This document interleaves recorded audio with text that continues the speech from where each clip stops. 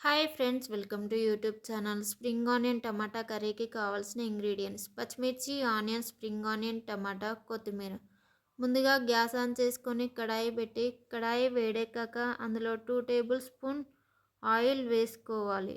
Oil వేడయ్యాక 1 spoon జీరా, పచ్చిమిర్చి, onion వేసుకొని ఒకసారి పూర్తిగా కలిసేలా కలుపుకోవాలి.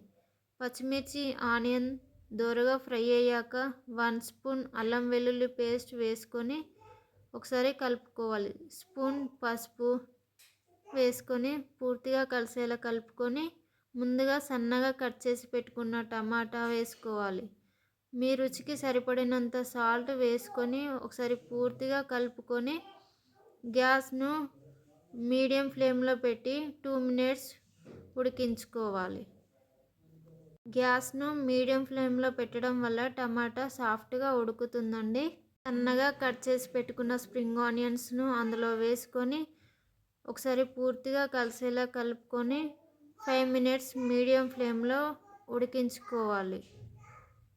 ముందుగా పచ్చిమిర్చి వేసుకున్నాం కదండి, మీకు రుచికి సరిపడినంత కారం వేసుకొని ఒకసారి పూర్తిగా కలిసేలా కలుపుకొని ఉడికించుకోవాలి.